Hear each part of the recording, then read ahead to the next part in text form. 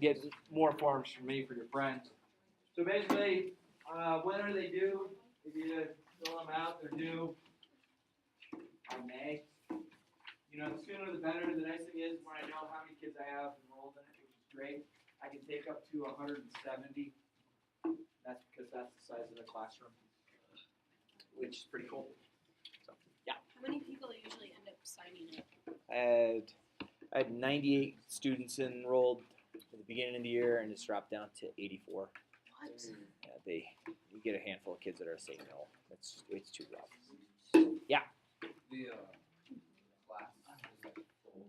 Is like, do people not get accepted? I'll just say that would be a good problem for me to have if I got too full. Then I'd just move it to the theater, and that has about 900 seats. I mean, that's really where I'd roll to. But, you know, I'll cross that bridge if I get there, which I think it'd be a fun problem to have. But I won't turn a kid away, so I'll make sure it happens. All right. I would like us to get the heights of a triangle. Okay? What was this called? What kind of center? It started with no. Orthocenter, right? So let me just draw up a triangle real quick.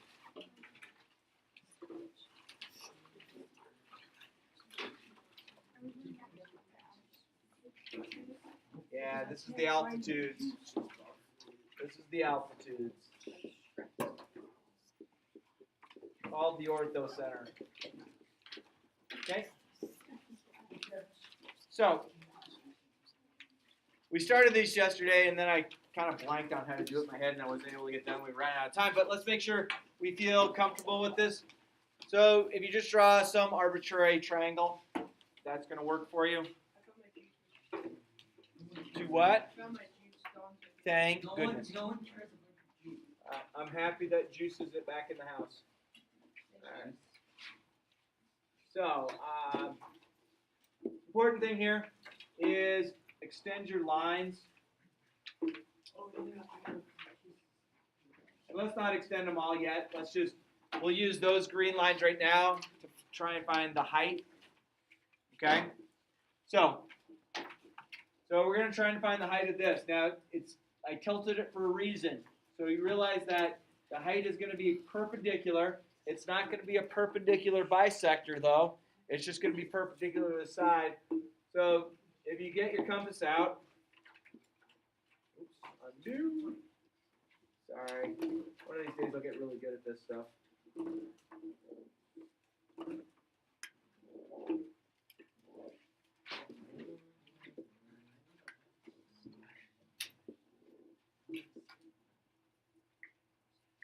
All right. So if I want to find the height of that side, I'm going to put my pointy end on it. I'm going to have my compass open. I will eventually get rid of these lines, but I'm going to have it open to a certain distance where I want to make sure I can swing a distance that crosses the opposite line. So what can you tell me about my distance? I want my distance to be able to cross the opposite line. What can you tell me about my distance of my compass?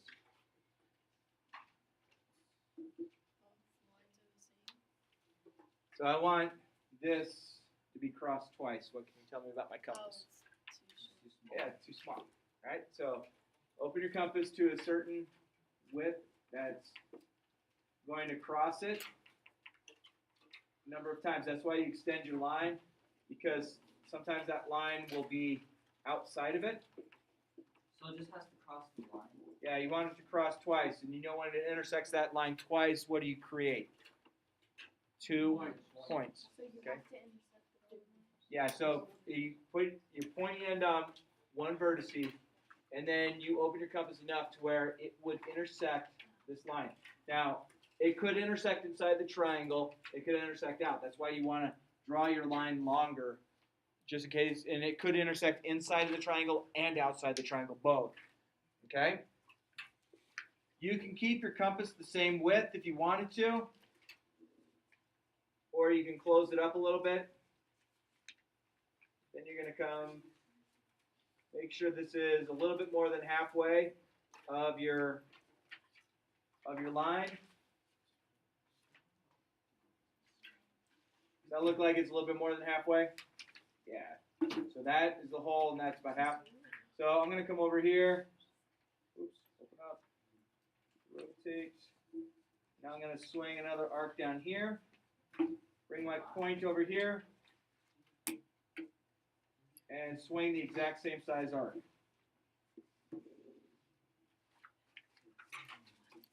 Yeah. And one of the points of the initial circle that you made, can that be inside of the triangle? It can be, absolutely. They both can be inside. One can be inside, one can be outside, or they can both be outside. Okay? So, the little trick that works here is you create this point here. Oh, get over here. Create this point here. Create this point here. Then from there, you keep your compass a little bit wider. You swing another arc. That creates this point down here. Okay? So now what you're going to do is from the point, the vertice here down here is you're going to connect the dots. Okay? These, we've already used them. We don't need them anymore. So I'm going to connect these dots from here to here. So I'm going to use my straight edge, and we'll use a color. Look at that, nice blue.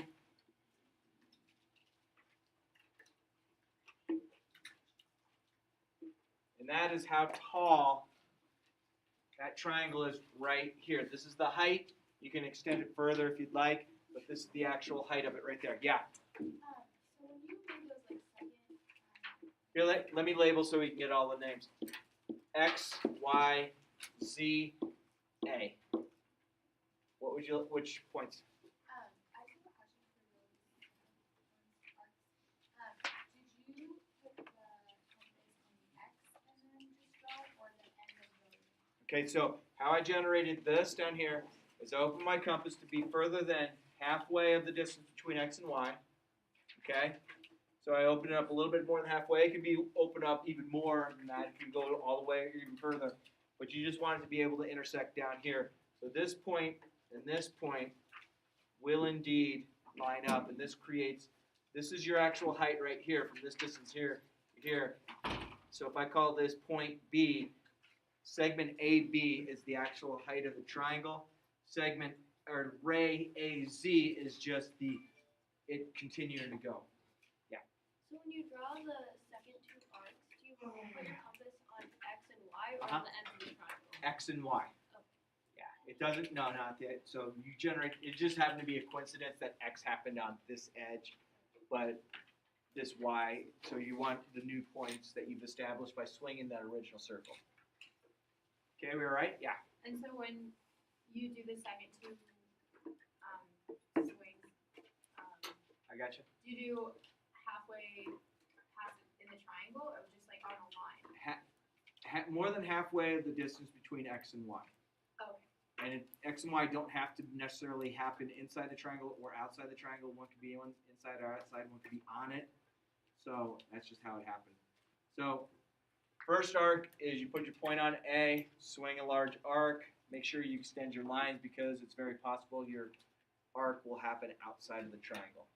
And then you put your new X and Y values, put your compass on that, have it open more than halfway of the distance between X and Y. So if the distance between X and Y is 10, make it your compass open a distance of 6 or something like that, or 7 or 8 or 9 or whatever. Something more than halfway so when you swing those arcs. So I'm going to get rid of everything on here except for the triangle and the new height. Okay? But I'm going to keep the height down, going. Is that all right? And what I'm going to do then, I'm going to do the same thing to the other side. So I'm going to highlight the things I don't need.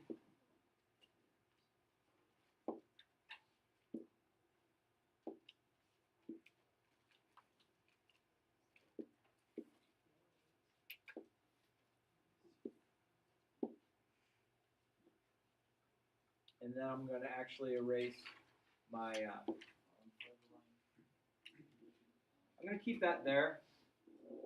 I just wanted to show that. Okay? So the actual height of this triangle is from the tip here to down to here, but I'm just extending the line a little bit more if we need it. Yeah. Would we get points counted off if we keep these? No. I'm just trying to keep it neat because my thing's way too big and awkward, and you guys can see your stuff a lot better on the scale. Cool? All right, so now I'm going to do the same thing to this side. So I'm going to extend this line.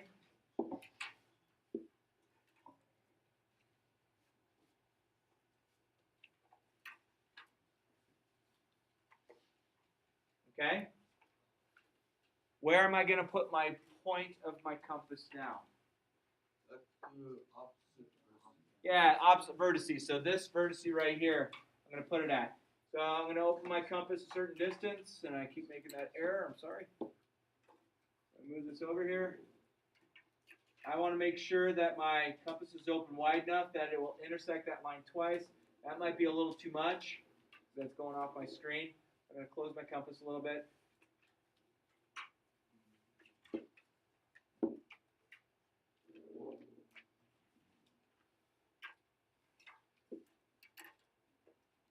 I'm going to make sure it touches it twice. That's a little too not narrow enough.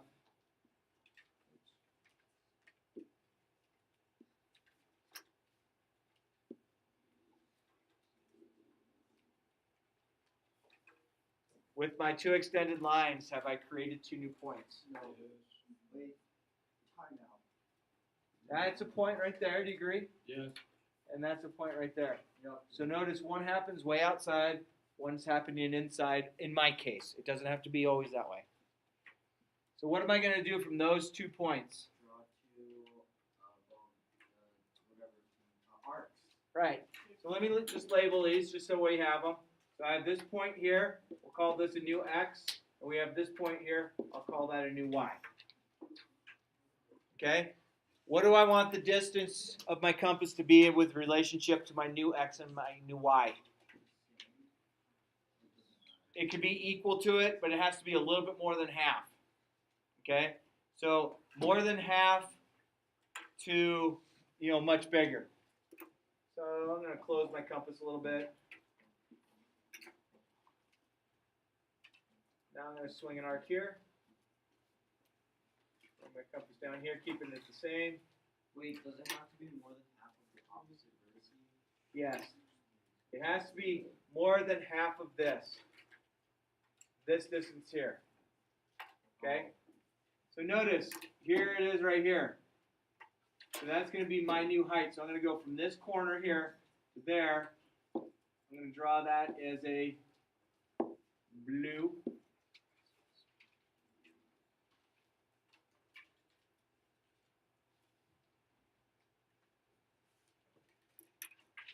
Okay?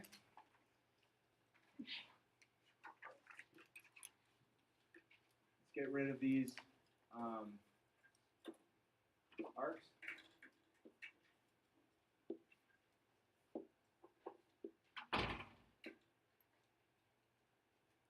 And these lines.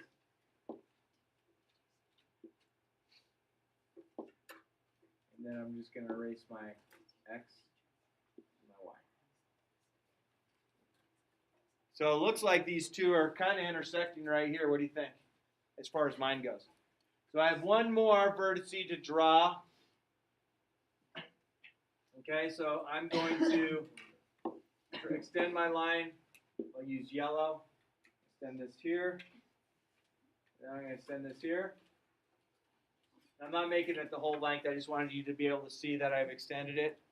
Okay, the blue is the height. So I'm going to come with my compass. I'm going to bring this over here. Of course, I keep doing that error. I am ding-dong.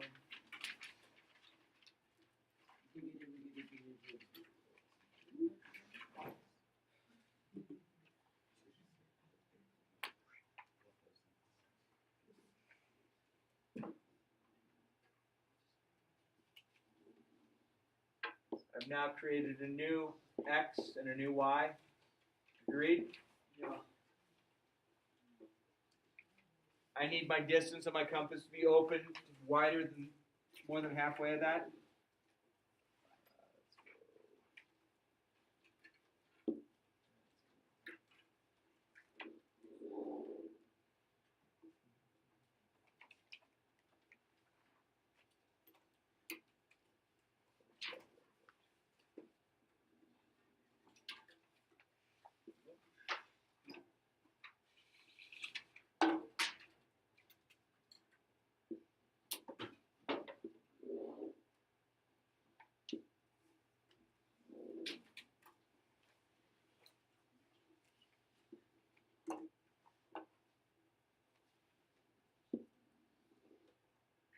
created this new point here. I'm going to go from this vertex to there.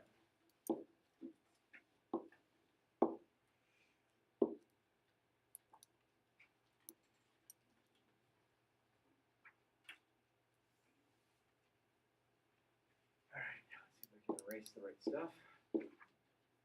Delete. Delete. Delete. Delete. And erase.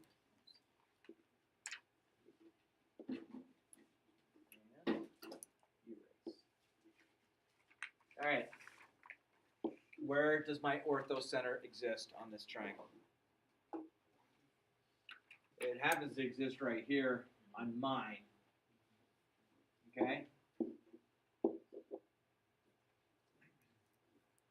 So that's where all of the heights or all of the altitudes of the triangle would intersect. Yeah? When it comes to doing this in a test, do we have to erase everything? No.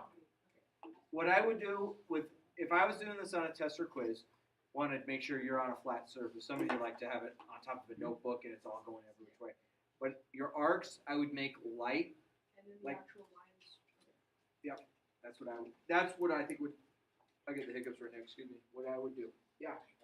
I have 2 questions. So the lines that go out, are those called the altitudes? Yeah. Okay. So the altitude itself. This is actually an extension of the altitude. This is right here the altitude from here to here, and this is the altitude from here to here, and that's the altitude from there to there. It's how tall the triangle would be. This actually happened because I had probably pretty close to a 90-degree angle. I mean, that was just coincidental. It's very possible this happens inside, happens outside of it. Doesn't have to be anything particular. Yeah. So what if the lines you have like running through the triangle? Is that that's not No, but where they all intersect could be the orthocenter of the triangle. And orthocenter is where the altitudes meet. So the altitude, so how tall this triangle is here to here is how tall that is there. From here to here is how tall it is here, and from here to here is how tall it happens to be. Mine just happened to travel along 2 of the lines because it's very close to a 90-degree angle. You all right? Should I do one more? Mm-hmm. Yeah?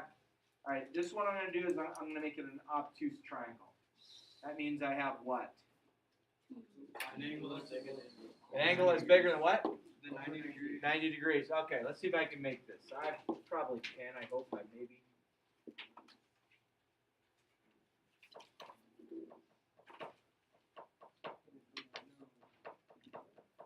Do you agree it's an obtuse triangle? Yeah. The angle at the lower right-hand side is bigger than 90 degrees. How big? I don't know. It's bigger than 90. So, this is why you want to extend your lines.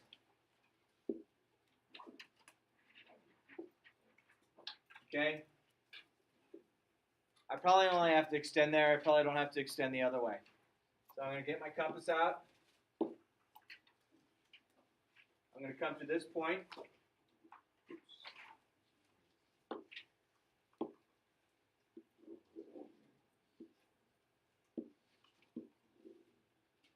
Put my point on one end, open up my compass enough that I know when I swing some arcs, it'll cross my opposite side twice. That wasn't big enough. Let's open a little bit more. Okay, I got lucky that it happened to intersect right there. And it's just coincidental right there, so I created 2 new points. Agreed? Keeping my compass the same size or at least more than halfway of what that is so I can close it up a little bit. I put my point on the new found point, swing an arc, flip it over, bring it over here, swing another arc. This point is the one I'm worried about down here. So this point and this point I'm going to connect. Agreed?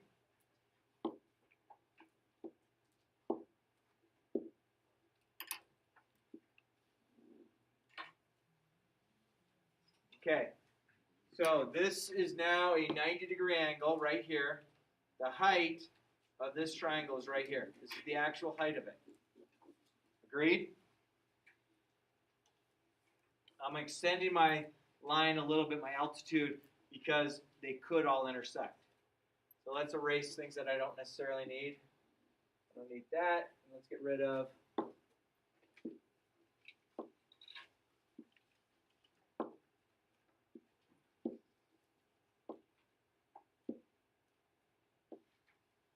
that. Okay?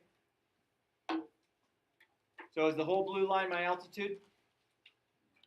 No, I just extended it because it's going to intersect someplace. Okay?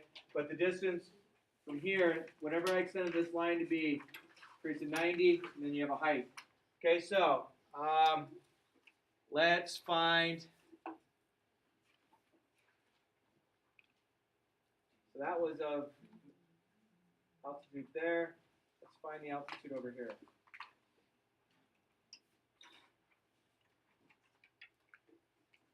I'm going to extend this line this way. And I might have to extend it this way as well. Put it on my point here.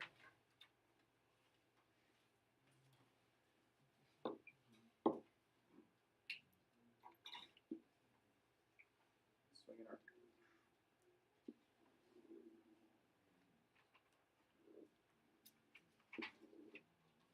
Create a new point here and here.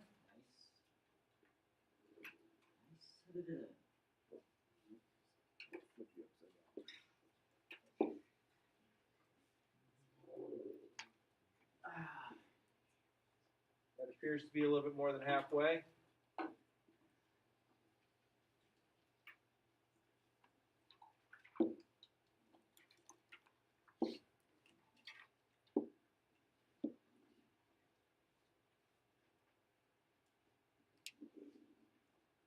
Oops, it didn't go far enough, it looks like. Let's flip that back over. Back here.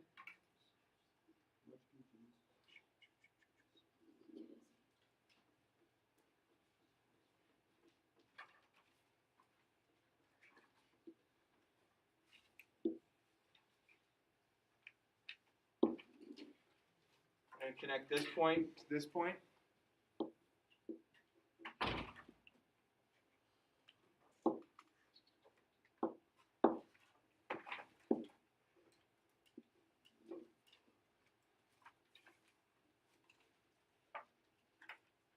What can you tell me about the altitudes of this triangle?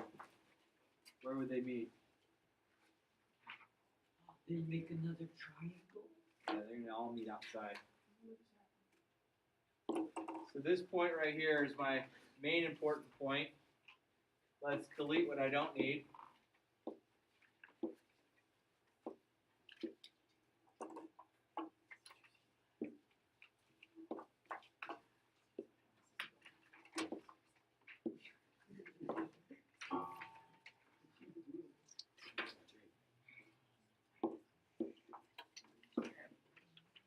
Okay, so I found this right here, this distance right here, is the altitude with the side. This triangle's rotated around. The altitude's 90 degrees, correct? These altitudes are going to meet outside. Let's see, so I found the altitude of, what's my last angle I'm going to look at? This one? You know what's going to happen with this? Watch my altitude.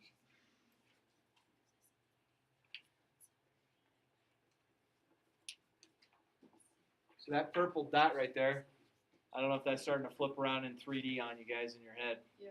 But it makes you normal if it does. So that is how we find the altitude of all three sides. The altitude that happens to all intersect outside of the triangle in this case. And it is called the what? Orthocenter. Okay. So far we have, this is with the perpendicular bisector, or this is with the altitude. So it's the altitude is most perpendicular to the opposite sides, how tall the triangle would be. A triangle does have three altitudes because you have three different sides, three different vertices. So from the opposite vertex to the side is what the altitude really is. It can happen outside of it. That's what we got. Woo! How do you think? Is that all right? All right. So we did yesterday the medians, which is called the centroid, right? Today we got the construction of the altitudes, which is called the orthocenter. What's another construction we could do? We could do the perpendicular bisectors. What's the like? Where all the perpendicular bisectors? Oh, is that just the That's the, no, the centroid's where the middle of the sides meet. I think it's called the in center. I think that's what it's called. All right, you can put the pointing things away. And we'll do some of these notes, 5.1.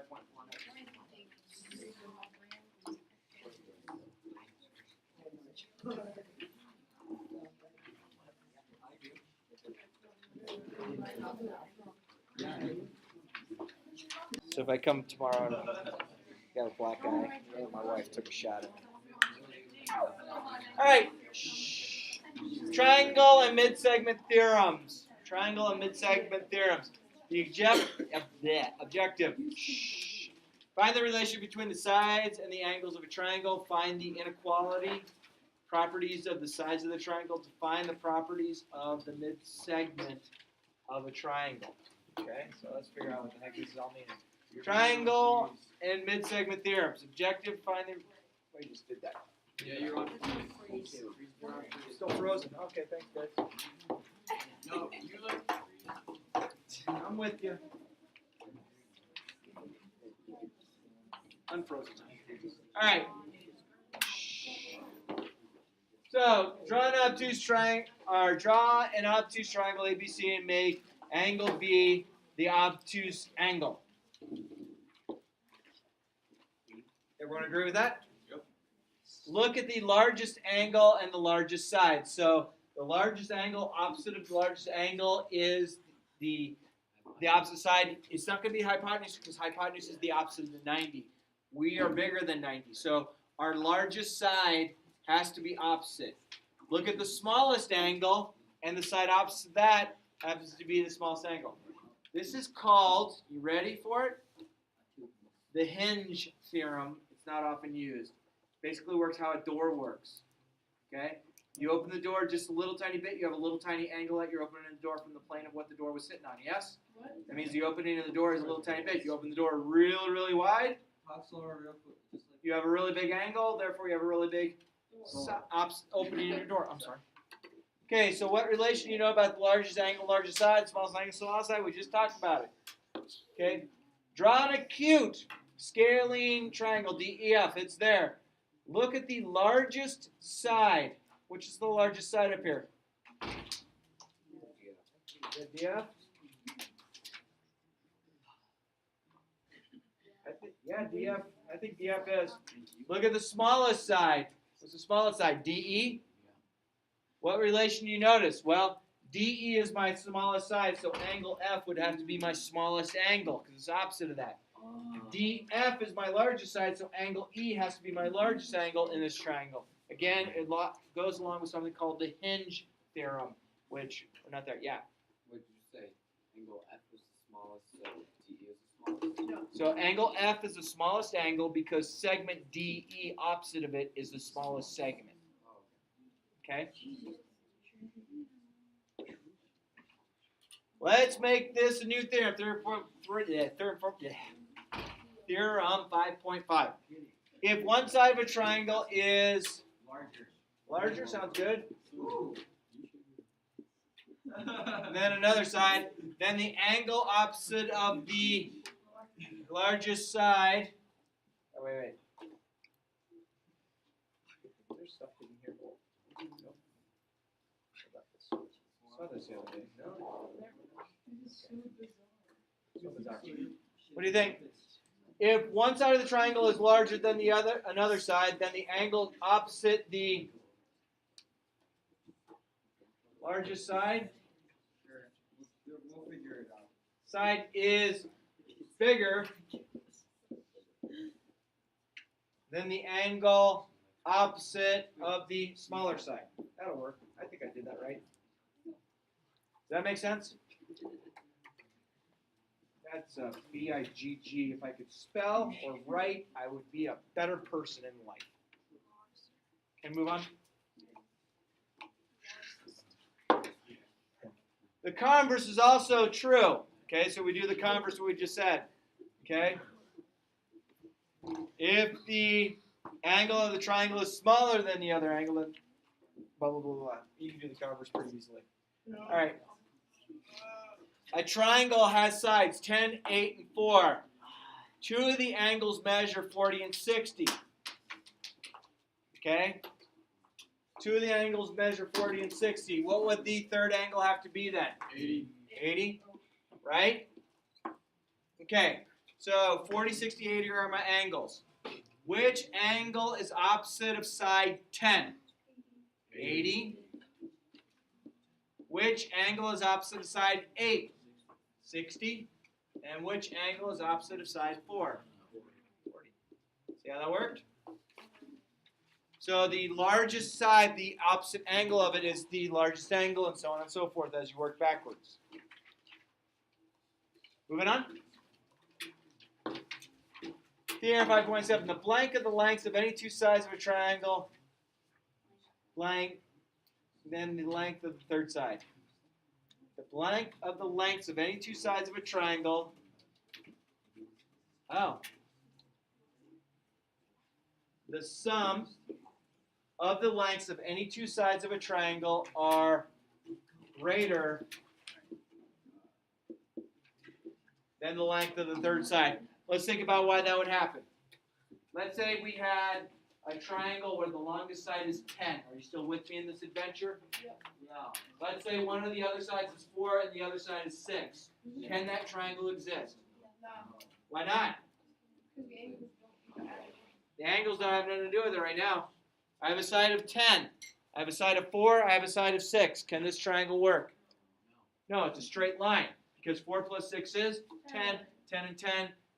And the opposite side being 10, it won't work. Now think about this.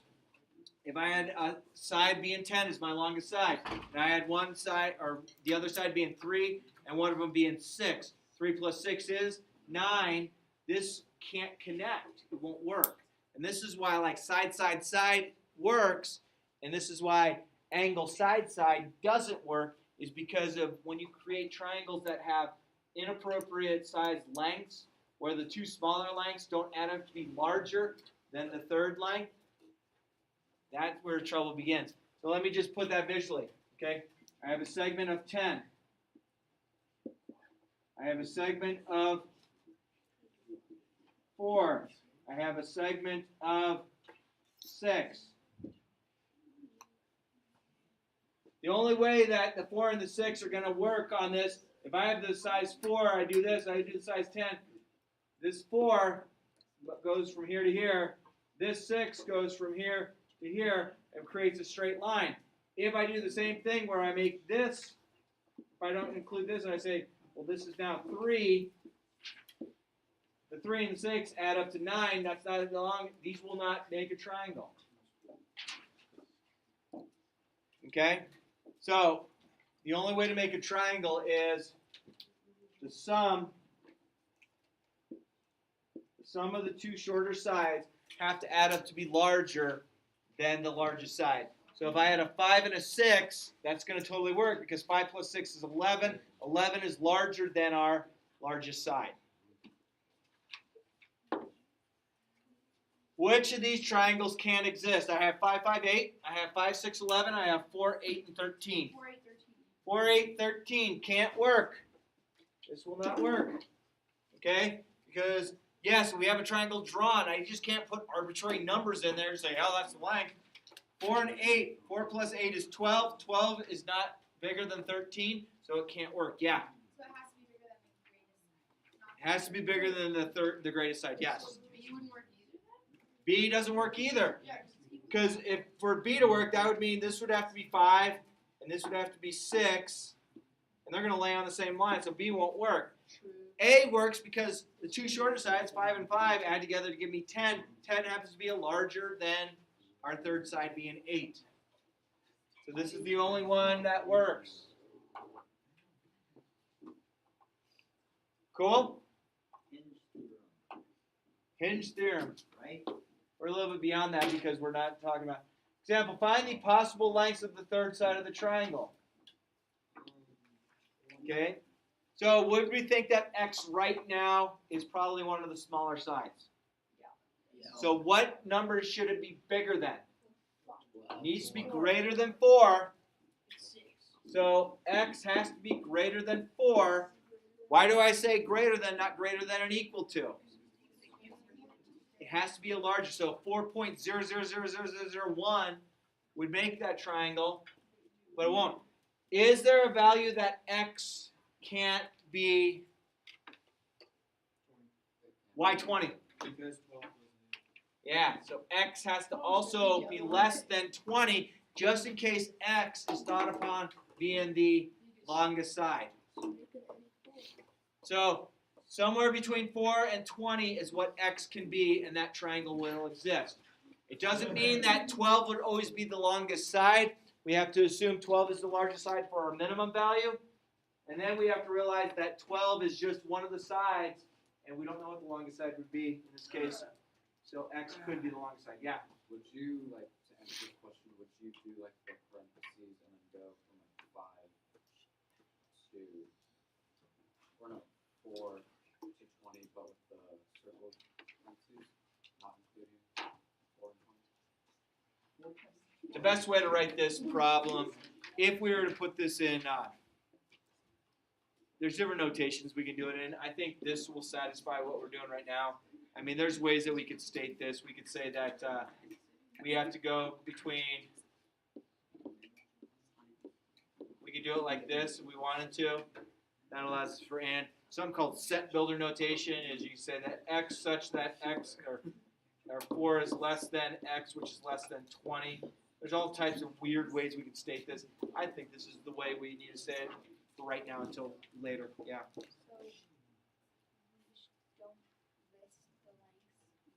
Just, it has to be bigger than 4 and less than 20. That's all we have to say. We don't have to say 5, 6, 7, 8, 9, because it could be a decimal or a fractional amount. Question, Sam, back to? No? We're good? Can I move on? Yep. Example 4. Find the possible lengths of the third side of the triangle. It has to be bigger than what? It has to be greater than 5. And No, smaller than 17. smaller than 17. Oh, wait. But it could be 18. I didn't say that. Can't be 18. Oh, wait, no. Oh, So our value for x, because we don't know if the x is going to be the smallest side or the biggest side or the middle side. So if we're talking, it's going to be bigger than 5 because 5 plus 6 is 11. So something bigger than that has to make the third side, but less than 17. If I had like 16, 16 makes it this is the biggest side, and the 6, 11, 16 triangle would exist, or the 6, 11, 16.9 going forever would work. But the 6, 11, 17 triangle doesn't work. We almost done with these? Are we really? Sweet. 2 slides left? I can do it. All right, the mid-segment theorem of a triangle. A segment that connects the blank of the 2 sides of a triangle. Every triangle has 3 mid-segments. The segment that connects the midpoints. So notice, we know this is the midpoint because this and this are the same, and then this and this are the same. So that segment right there is going to work. Okay?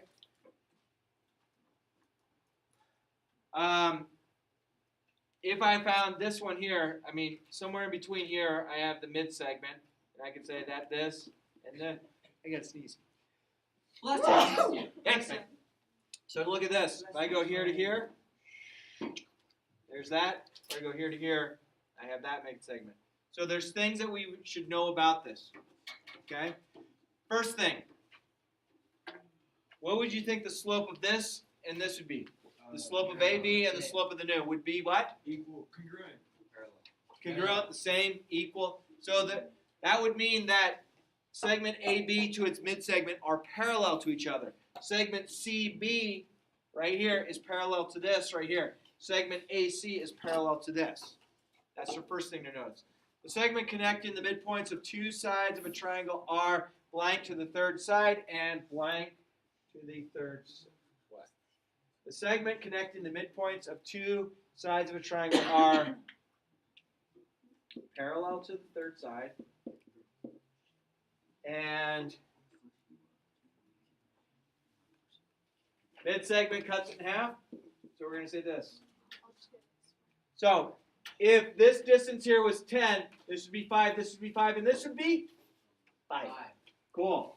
So the mid-segment here, this black line, is going to be half the distance of AB. The nice thing is if you create this, if I created this new point here, we call this, let's say, J. We know that segment AJ is equal to that. Segment JB is equal to that. So the mid-segment is parallel and half of the segment it's parallel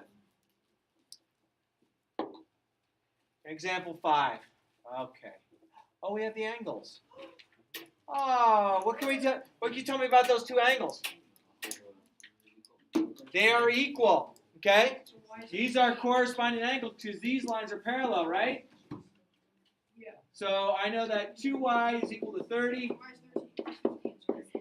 Y is 15. Cool.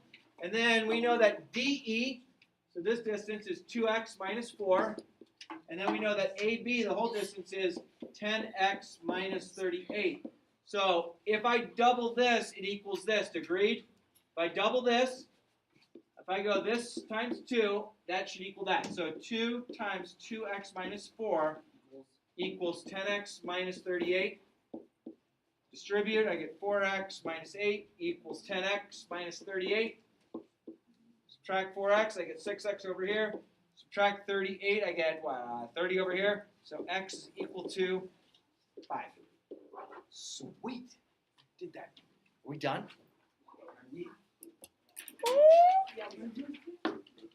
Guess what your homework is? Nothing. Yeah, 5. No, there's nothing on the board.